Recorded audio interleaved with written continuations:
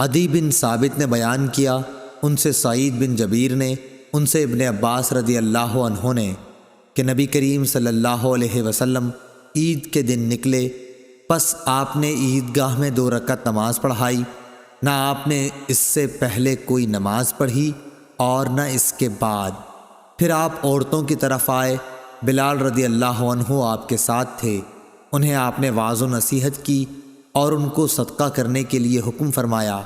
چنانچہ عورتیں کنگن اور بالیاں بلال رضی اللہ عنہ کے کپڑے میں ڈالنے لگیں۔ صحیح بخاری حدیث نمبر 1431۔ ابو بردہ بن ابو موسیٰ نے بیان کیا اور ان سے ان کے باپ ابو موسیٰ نے بیان کیا کہ رسول اللہ صلی اللہ علیہ وسلم کے پاس اگر کوئی مانگنے والا آتا یا آپ کے سامنے کوئی حاجت پیش کی جاتی تو آپ صحابہ کرام رضی اللہ عنہم سے فرماتے کہ تم سفارش کرو کہ اس کا ثواب پاؤ گے، اور اللہ پاک اپنے نبی کی زبان سے جو فیصلہ چاہے گا وہ دے گا۔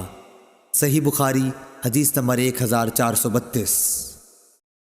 عبدہ نے ہشام سے خبر دی، انہیں ان کی بیوی فاطمہ بنت منذر نے اور ان سے اسماء رضی اللہ عنہا نے بیان کیا کہ مجھ سے نبی کریم صلی اللہ علیہ وسلم نے فرمایا کہ خیرات کو مت روک ورنہ تیرا رزق بھی روک دیا جائے گا۔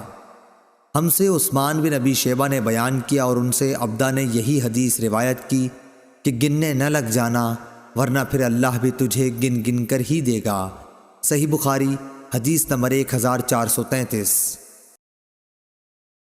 ابن ابی ملیکہ نے خبر دی، انہیں عباد بن عبداللہ بن زبیر نے اسماء بنت ابی بکر رضی اللہ عنہا سے خبر دی کہ وہ نبی کریم صلی اللہ علیہ وسلم کے ہاں آئیں۔ آپ صلی اللہ علیہ وسلم نے فرمایا کہ مال لو، تھیلی میں بند کر کے نہ رکھنا ورنہ اللہ پاک بھی تمہارے لیے اپنے خزانے میں بندش لگا دے گا، جہاں تک ہو سکے لوگوں میں خیرات تقسیم کرتی رہ۔ صحیح بخاری حدیث نمبر 1434۔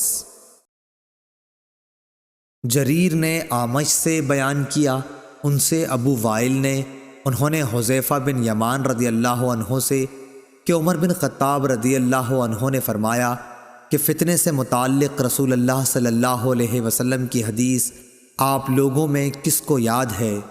حذیفہ رضی اللہ عنہ نے بیان کیا کہ میں نے کہا میں اس طرح یاد رکھتا ہوں جس طرح نبی اکرم صلی اللہ علیہ وسلم نے اس کو بیان فرمایا تھا۔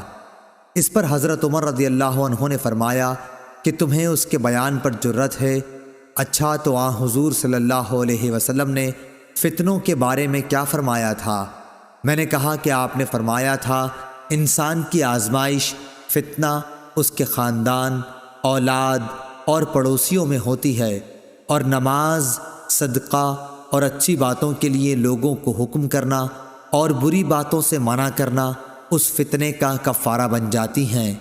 اعمش نے کہا ابو وائل کبھی یوں کہتے تھے، نماز اور صدقہ اور اچھی باتوں کا حکم دینا، بری بات سے روکنا، یہ اس فتنے کو مٹا دینے والے نیک کام ہیں۔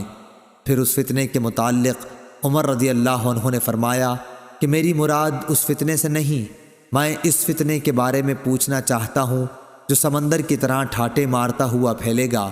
حذیفہ رضی اللہ عنہ نے بیان کیا، میں نے کہا کہ اے امیر المومنین، آپ اس فتنے کی فکر نہ کیجیے، آپ کے اور اس فتنے کے درمیان ایک بند دروازہ ہے۔ عمر رضی اللہ عنہ نے پوچھا کہ وہ دروازہ توڑ دیا جائے گا یا صرف کھولا جائے گا؟ انہوں نے بتلایا کہ نہیں، بلکہ وہ دروازہ توڑ دیا جائے گا۔ اس پر عمر رضی اللہ عنہ نے فرمایا کہ جب دروازہ توڑ دیا جائے گا تو پھر کبھی بھی بند نہ ہو سکے گا۔ ابو وائل نے کہا کہ ہاں۔ پھر ہم رعب کی وجہ سے حذیفہ رضی اللہ عنہ سے یہ نہ پوچھ سکے کہ وہ دروازہ کون ہے، اس لیے ہم نے مسروق سے کہا کہ تم پوچھو۔ انہوں نے کہا کہ مسروق رضی اللہ عنہ نے پوچھا تو حذیفہ رضی اللہ عنہ نے فرمایا کہ دروازے سے مراد خود حضرت عمر رضی اللہ عنہ ہی تھے۔ ہم نے پھر پوچھا تو کیا عمر رضی اللہ عنہ جانتے تھے کہ آپ کی مراد کون تھی؟ انہوں نے کہا ہاں، جیسے دن کے بعد رات کے آنے کو جانتے ہیں، اور یہ اس لیے کہ میں نے جو حدیث بیان کی وہ غلط نہیں تھی۔ صحیح بخاری حدیث نمبر 1435۔